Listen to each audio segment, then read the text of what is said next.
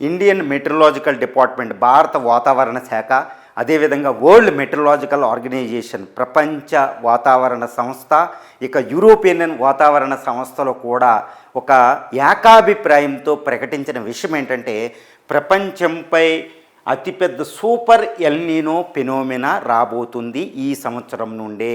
ఈ సంవత్సరంలో గత 100 సంవత్సరాల్లో సూపర్ ఎల్నినో, అసలు ఎల్నినో అంటే ఏంటి, లానినో అంటే ఏంటి, ఈ ఎల్నినో వల్ల ఇండియా ఎందుకు ప్రభావితం అవ్వబోతుంది, ఇండియా మీద చాలా తీవ్రమైన ప్రభావం అంటే ఏంటి, గత 100 సంవత్సరాల్లోనే ఒక అతిపెద్ద కరువు ఇండియాలో రాబోతుందా అంటే రాబోతుందనేది ఈ ఎల్నినో ఫెనోమెనా చెప్తుంది. ఇప్పుడు ఆల్రెడీ మనకి వడగాల్పులు, ఉష్ణోగ్రతలు సోరింగ్ టు పీక్ లెవెల్ అనమాట. ఇప్పటికే వడగాల్పులు మొదలైపోయినాయి. ఈ సంవత్సరం మాన్సూన్స్ కూడా సరిగ్గా ఋతుపవనాలు ఫెయిల్ అయ్యే అవకాశం ఉంది. తీవ్రమైన కరువులు, వడ దెబ్బ, తర్వాత వర్షాల లేమితనం, తర్వాత ఇంక్లూడ్ సమ్మర్ సైక్లోన్స్ కూడా వస్తాయి అన్నమాట ఎక్స్ట్రీమ్ కేసెస్లో. ఎంతటి దారుణమైన విపత్తులకి, ప్రకృతి విపత్తుకి దారితీయబోతున్న, ముఖ్యంగా భారతదేశంలో దారితీయబోతున్న ఎల్నినో అంటే ఏంటి అంటే, ఎల్నినో అంటే చాలా హైలీ టెక్నాలజికల్ టర్మ్ అండి. అంటే టెక్నికల్లీ ఏంటంటే చాలా సంక్లిష్టంగా ఉంటుంది అనమాట. చాలా సింప్లిఫైడ్ చేసేస్తాను ఎల్నినో అంటే.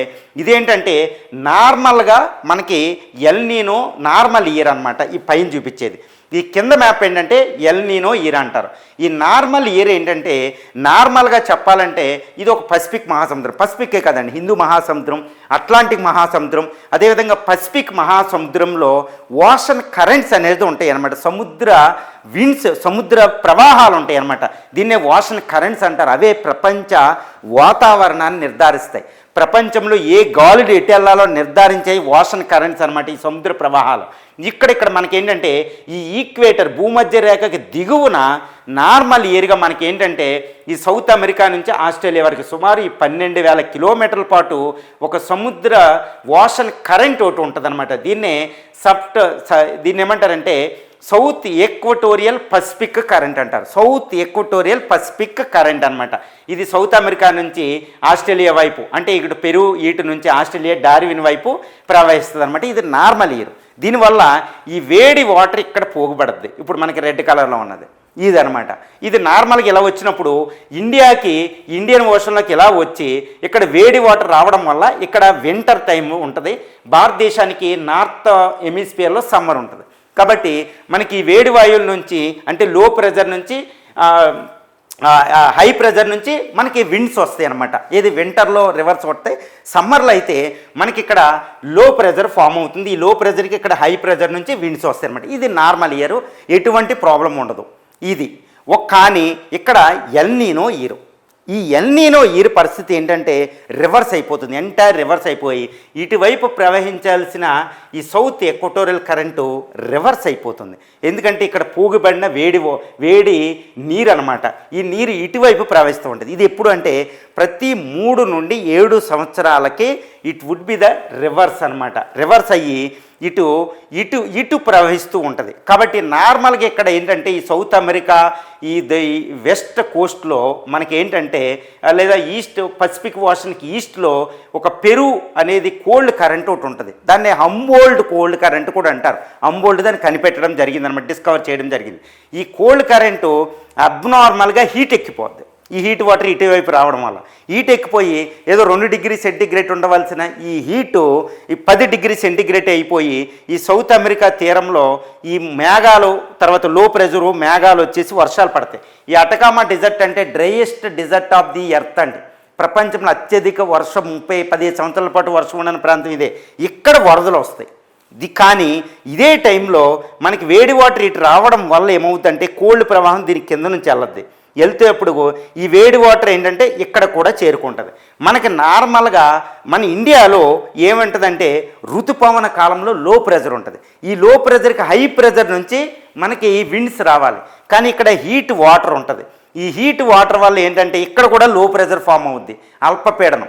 ఈ అల్పపీడనం నుంచి మన వైపు ఉన్న అల్పపీడనానికి వాయువులు తగ్గిపోయి వర్షాభావం పరిస్థితి అవుతుంది. ఈ విధంగా కరువు వస్తుందన్నమాట. అంటే ఎప్పుడు ఋతుపవనాలు జూన్ నుండి సెప్టెంబర్ 4.5 నెలల కాలానికి వస్తాయి. కానీ ఈ 4.5 కాలంలో ఈ యొక్క ఎల్నీనో వల్ల, అంటే రివర్సల్ ఆఫ్ ది ఈ ఓషన్ కరెంట్ సిస్టమ్ వల్ల మనకి వేడి వాయువుల వల్ల లో ప్రెజర్ ఫామ్ అయ్యి వీకెన్ అయిపోద్ది అనమాట మాన్సూన్స్.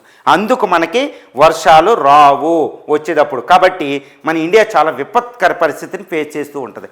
మరి ఎల్నీనో ఇప్పుడు సూపర్ ఎల్నీనో, ఇప్పుడు వాతావరణ శాఖ WMO చెప్పేది, ఇండియన్ మెట్రలాజికల్ ఆర్గనైజేషన్, స్కైమెట్ చెప్తున్నాయి. ఈ సంవత్సరం మనకి ఈ జూన్ సెప్టెంబర్ మాసానికి సంబంధించిన ఋతుపవన వర్షపాతంలో మనకు వచ్చేది కేవలం బిలో నార్మల్, అంటే 100% బదులు 92% రాబోతుందని చెప్తుంది. అంటే ఆల్మోస్ట్ అది కరువు కింద ప్రకటించినట్టే. కానీ ఇలాగే 2009లో ప్రకటించిన మనకు వచ్చిన వర్షపాతం 82%. అతిపెద్ద కరువు 2009లో వచ్చింది మన్మోహన్ సింగ్ గవర్నమెంట్ టైంలో. అప్పుడు రూపాయి పడిపోవడం, ఆర్థిక 2008 మెల్టింగ్ క్రైసిస్, తర్వాత వెంటనే ఋతుపవనాల క్రైసిస్ మన ఇండియాని ఇబ్బంది పెట్టేసింది. ఇండియా ఋతుపవనాలు అంటేనే వ్యవసాయం అంటేనే ఋతుపవనాలు మాన్సూన్స్ ఫెయిల్ అయితే ఇండియా విల్ బీ ఫెయిల్డ్ అనమాట. ఎకనామికల్లీ, సామాజికంగా అన్ని విధాల్లో ఫెయిల్ అయిపోతుంది అనమాట. అంతటి దారుణమైన విపత్తు పరిస్థితి. ఇప్పుడు 2026 జూన్లో మొదలవబోయే, జూన్ మొదటి వారంలో వచ్చే ఋతుపవనాలు మనం అనుకున్నట్టు రాదు అనేది ఇక్కడ ప్రకటించాలి. తర్వాత మనకేంటంటే ఇండియాలో మనం రైన్ఫాల్ చూస్తే ఈ ప్రాంతంలో ఎక్కువ ఉంటుంది. రాజస్థాను, ఈ మిడ్ ది సెంట్రల్ ఇండియాలో రైన్ఫాల్ తక్కువ ఉంటుంది. ఇక్కడ తెలంగాణ, తర్వాత దక్షిణ, ఇప్పుడు ఉత్తర తమిళనాడు, తర్వాత విదర్భ, మహారాష్ట్ర, ఈ సెంట్రల్ ఇండియా, ఈ రాజస్థాన్, పంజాబ్, హర్యానా, గుజరాత్లో వర్షపాతం చాలా అత్యల్పంగా ఉంటుంది. ఈ వర్షపాతం లోయెస్ట్ అయిపోతుందన్నమాట ఈ ఋతుపవనాలు ఫెయిల్ అయ్యి. ముఖ్యంగా చెప్పాలంటే ఎల్నినో ఎఫెక్ట్ వల్ల.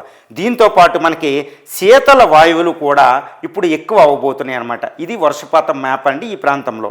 తర్వాత ఈ శీతల వాయువులు కూడా మనకి అంటే హీట్ వేవ్స్ కండిషన్స్ అనేది ఒకటి ఫామ్ అవ్వబోతుంది. ఈ హీట్ వేవ్స్ ఏంటంటే మొత్తం భారతదేశం అంతా ఈ హీట్ వేవ్స్ వచ్చేస్తున్నాయి అనమాట. ముఖ్యంగా ఈ హీట్ వేవ్ చెప్పాలి అంటే ఇదిగోండి, ఇక్కడ నుంచి హీట్ వేవ్స్ మొదలవుతాయి థార్ డిజర్ట్ నుంచి. ఇప్పుడు ఉష్ణోగ్రతలు, ఇప్పుడు ఏప్రిల్ మార్చి ఎండింగ్ నుంచే ఉష్ణోగ్రతలు పెరిగిపోతున్నాయి. కాబట్టి రాజస్థాన్ ట్రెడిషనల్గా హీట్ వేవ్స్ వస్తాయి. రాజస్థాను, తర్వాత హర్యానా, పంజాబ్, గుజరాత్, మధ్యప్రదేశే కాకుండా ఈ హీట్ వేవ్స్ ఇప్పుడు మహారాష్ట్ర, ఈ ఆంధ్ర తీరం, కర్ణాటక దాకా వచ్చే అవకాశం ఉందన్నమాట. ఇప్పుడు ఆల్రెడీ వడగాల్పులు ఎక్కువైపోతున్నాయి. ఒక పక్కన కరువులు, ఒక పక్కన వర్షాభావం, కరువులు, ఇంకొక పక్కన అధిక ఉష్ణోగ్రతలు, తర్వాత హీట్ వేవ్ కండిషన్స్, వడగాల్పులు అంటాం, ఇవి ఎక్కువ అవబోతున్నాయి. ఈ సంవత్సరం మాన్సూన్స్ ఫెయిల్ అయితే ఖరీఫ్ సీజన్, అంటే మాన్సూన్స్ పీరియడ్లో మొదలయ్యే ఖరీఫ్ సీజన్ మనకి వీకెన్ అవ్వబోతుంది. వ్యవసాయ దిగుబడులు తగ్గిపోబోతున్నాయి అనమాట.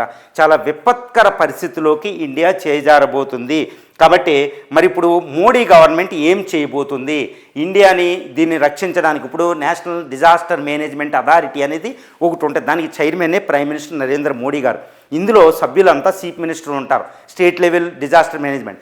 ఇందులో ఇప్పుడు వచ్చే అధిక వర్షాలు, లేదా అల్ప వర్షాలు, కరువులు, హీట్ వేవ్స్, అధిక ఉష్ణోగ్రతలు, ఇవన్నీ కూడా డిజాస్టర్లోకి వస్తాయి, విపత్తుల్లోకి వస్తాయి అనమాట. కాబట్టి ఇప్పుడు ఈ ప్రైమ్ మినిస్టర్ ఆధ్వర్యంలో దీనిపైన చర్యలు జరుగుతున్నాయి. ఈ ఇయర్ మనకి బఫర్ స్టాక్ చెప్పుకోదగినంత ఉంది, బియ్యము, గోధుమలు, ఇవన్నీ. కాబట్టి ప్రాబ్లం లేదు. కాకపోతే కూరగాయల రేట్లు ఇవన్నీ పెరిగిపోతాయి, ద్రవ్యోల్బణం పెరిగిపోద్ది. ఈ కరువు వచ్చే సంవత్సరం మళ్ళీ ఎల్నీనో ఉంది అనుకోండి, ఈ కరువు చాలా డేంజరస్ కరువుగా మారిపోతుంది అనమాట.